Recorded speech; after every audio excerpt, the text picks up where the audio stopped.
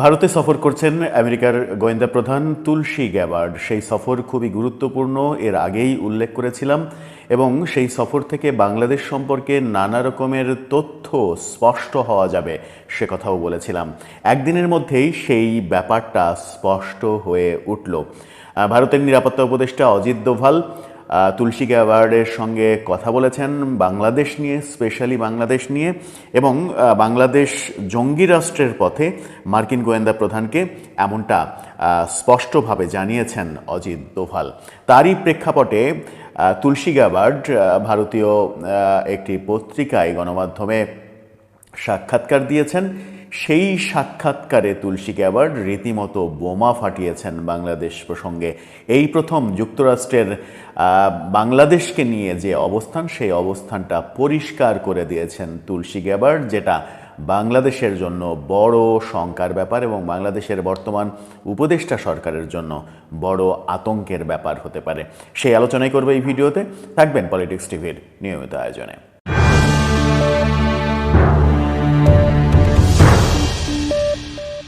দর্শক, পলিটিক্স টিভির নিয়মিত ভিডিওগুলো এখন থেকে স্পন্সর করছে প্রজাপতি.টিভি, নতুন ওটিটি প্ল্যাটফর্ম। আপনারা চাইলে ইউটিউবে, ফেসবুকে, ইনস্টাগ্রামে, টিকটকে দেখে নিতে পারেন তাদের কার্যক্রম।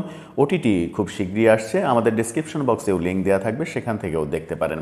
চলে যাই মূল ভিডিওতে। বলছিলাম তুলসী গ্যাবার্ডের কথা।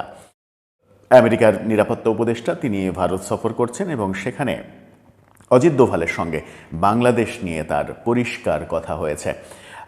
ভারতীয় একাধিক গণমাধ্যমে তিনি সাক্ষাৎকার দিয়েছেন। ভারতীয় টেলিভিশন চ্যানেল এনডিটিভিকে যে সাক্ষাৎকার দিয়েছেন, সেখানে বাংলাদেশ বিষয়ে তুলসী গ্যাবার্ডের পরিষ্কার মতামত উঠে এসেছে। ইউএস ইন্টেলিজেন্স চিফস ইসলামিক খেলাফত remarks on crisis in Bangladesh. বাংলাদেশে যে ইসলামী খেলাফত হতে যাচ্ছে, ইসলামী জঙ্গিবাদ মাথাচাড়া দিচ্ছে, এমন কথা বলেছেন বলে সাবধান করে দিয়েছেন। তুলসী গ্যাবার্ড কি বললেন? অজিত দোভাল তুলসী গ্যাবার্ডকে বোঝালেন যে বাংলাদেশে 5 আগস্টের পরে জঙ্গিবাদ মাথাচাড়া দিয়েছে, এই ব্যাপারে কার্যক্রম হাতে নিতে হবে। 5 আগস্টের পর জঙ্গিরা জেল থেকে মুক্ত হয়েছে এবং এই সরকার মুক্ত করেছে, এই ইনফরমেশনটা তুলসী গ্যাবার্ডের কানের মধ্যে ঢুকিয়ে দেয়া হয়েছে। তাতে করে তুলসী গ্যাবার্ড তার পর্যবেক্ষণ এবং ডোনাল্ড ট্রাম্প বাংলাদেশ নিয়ে কি ভাবছেন সেটা একেবারে স্পষ্ট, পানির মতো স্পষ্ট করে দিয়েছেন এনডিটিভির সাক্ষাৎকারে। তুলসী বলেছেন, ট্রাম্প প্রশাসন ইসলামী জঙ্গিবাদ নির্মূল করবে। সেটা পৃথিবীর যেখানেই হোক, সেই ইসলামী জঙ্গিবাদ ট্রাম্প প্রশাসন নির্মূল করবে। বাংলাদেশ নিয়েও অভিযোগ উঠেছে, বাংলাদেশে ইসলামী জঙ্গিবাদ মাথাচাড়া দিয়ে উঠেছে, বিশেষ করে এই উপদেষ্টা সরকারের আমলে নানা ঘটনা আমরা দেখেছি। জেল থেকে জঙ্গিরা মুক্ত হয়েছেন, বহু মার্ডার কেসের আসামি মুক্ত হয়েছে, এবং যে সকল জঙ্গি আসামিরা বিদেশে পালিয়েছিল তারাও বীর দর্পে বাংলাদেশে ফিরেছে। এমনকি যুদ্ধাপরাধের দায়ে ফাঁসির দণ্ডপ্রাপ্ত আসামিকেও বাংলাদেশে ফিরতে দেখা গেছে। সেখানেই আমেরিকার আশঙ্কা। তিনি বলেছেন, বাংলাদেশ সরকারের সাথেও এই ব্যাপারে আলোচনা শুরু করেছে যুক্তরাষ্ট্র প্রশাসন। অর্থাৎ বাংলাদেশকেও এই যুক্তরাষ্ট্রের যে ভাবনা, সেই ভাবনা ইতিমধ্যেই বাংলাদেশ সরকারকে স্পষ্ট করে দেয়া হয়েছে। আমেরিকা বাংলাদেশ সরকারের সঙ্গে বাংলাদেশ সরকারকে জঙ্গিবাদ বিষয়ে এরই মাঝে সতর্ক করে দিয়েছে বলেও তুলসী গ্যাবার্ড পরিষ্কারভাবে এনডিটিভিকে বলে দিয়েছেন।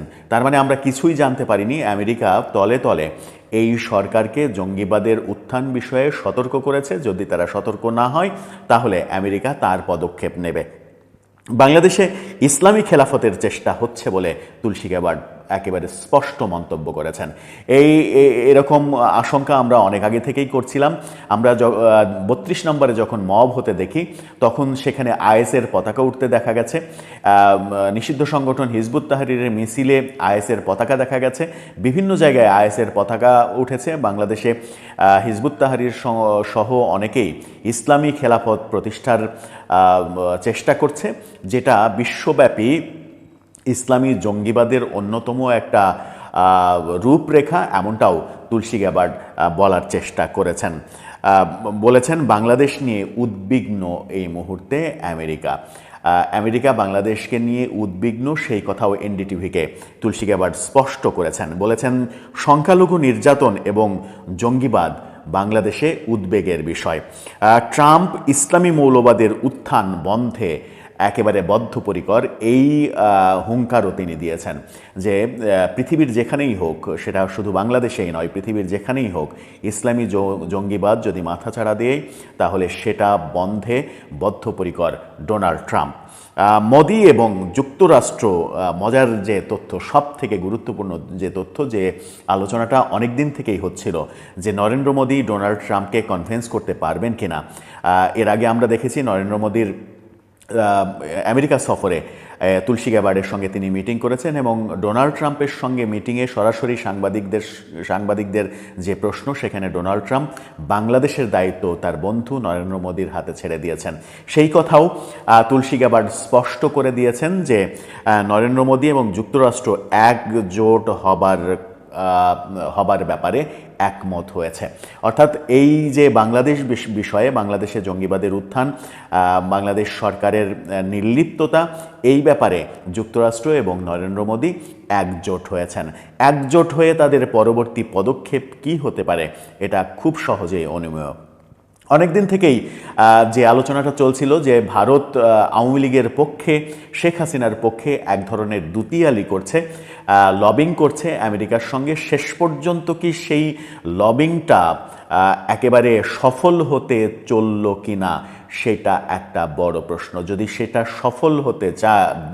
সফল হতে চলে তাহলে সেটা শেখ হাসিনার জন্য দারুণ সুখবর হবে, কিন্তু সেটা বাংলাদেশের জন্য সুখবর হবে নাকি খারাপ খবর হবে সেটা সময়ই বলে দেবে। তবে বাংলাদেশের বর্তমান সরকারের জন্য যে সেটা সুখবর হচ্ছে না, সুখবর হবে না, এটা একেবারে স্পষ্ট বলা যায়।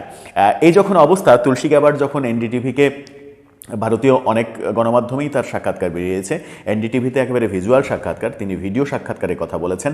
এখানে সংবাদ টেম্পারিং করার কোনো স্কোপ নেই, তার কথা সরাসরি শোনা যাচ্ছে, বোঝা যাচ্ছে। যে কেউ এনডিটিভির সাক্ষাৎকার দেখে নিতে পারেন তিনি কী বলেছেন। এরপরে যুক্তরাষ্ট্রের যে মনোভাব, বাংলাদেশ সম্পর্কে যুক্তরাষ্ট্রের যে মনোভাব, যুক্তরাষ্ট্রের যে অবস্থান, এবং সেই অবস্থান যে ভারতের অবস্থানের সমতুল্য, ভারতের অবস্থানের সঙ্গে তারা যে একজোট বেঁধেছে। ভারতের প্রধানমন্ত্রী এবং ভারতের নিরাপত্তা উপদেষ্টা অজিত দোভাল যে শেষ পর্যন্ত যুক্তরাষ্ট্রের সঙ্গে লবিংয়ে সফল হয়েছেন, সেরকম পূর্বাভাসই এবার পাওয়া গেল তুলসী গ্যাবার্ডের পরিষ্কার সাক্ষাৎকারে। এর পরের অধ্যায় তাহলে কি? বাংলাদেশে জঙ্গিবাদের উত্থান বিষয়ে যুক্তরাষ্ট্র যখন কড়া সতর্কতা দিল এবং সেই জঙ্গিবাদ নির্মূলে ডোনাল্ড ট্রাম্প বদ্ধপরিকর এই ঘোষণা দিল, তখন বাংলাদেশের এই নতুন উপদেষ্টা সরকার কোন পথে এগোবে? তারা কি এই জঙ্গিবাদ নির্মূল করবে, নাকি যুক্তরাষ্ট্রের রোষানলে পড়বে? যুক্তরাষ্ট্রের রোষানলে যদি পড়ে তাহলে কি হতে পারে? অনেক কিছুই হতে পারে। যুক্তরাষ্ট্রের বাজারে বাংলাদেশের গার্মেন্টস শিল্পের বাজার 35%-এরও বেশি। 35% বাংলাদেশের গার্মেন্টস এক্সপোর্ট হয় শুধুমাত্র আমেরিকাতে। শুধু যদি আমেরিকার সেই বাজারটা অফ হয়ে যায় তাহলে বাংলাদেশের অর্থনীতির উপরে নজিরবিহীন একটা চাপ পড়বে। সেখানেই সেটাই সরকার পতনের জন্য যথেষ্ট হয়ে যেতে পারে। সুতরাং যুক্তরাষ্ট্রের যে কোনো বার্তা বাংলাদেশের সরকার যে মেনে নিতে, এই মুহূর্তে অন্তত, রাজনৈতিক সরকার হলে ভিন্ন কথা। আমরা শেখ হাসিনার সরকারের সময় শুনেছি অনেক কথা। শেখ হাসিনা বলেছেন যে আমেরিকা, বাইডেন প্রশাসন আমাদের এই জায়গা দখল নিতে চায় দিনে বলে আমার উপরে বিভিন্ন রকমের ষড়যন্ত্র করে, এরকম নানা কথা আমরা শুনেছি। রাজনৈতিক সরকার নানাভাবে, নানা দিক দিয়ে পাশ কাটাতে পারে অনেক কিছু, কিন্তু একটা অন্তর্বর্তীকালীন সরকারের সেই রাজনৈতিক ক্ষমতা থাকে না একটা বড় দেশের, পৃথিবীর সব থেকে প্রভাবশালী দেশের চাপ পাশ কাটিয়ে যেতে। কারণ সেই বড় দেশের সঙ্গে আরও অনেক দেশ জড়িত হয়ে থাকে। আমেরিকার সঙ্গে যেমন ভারত রয়েছে, যুক্তরাজ্য রয়েছে, কানাডা রয়েছে, অস্ট্রেলিয়া রয়েছে, রাশিয়া রয়েছে।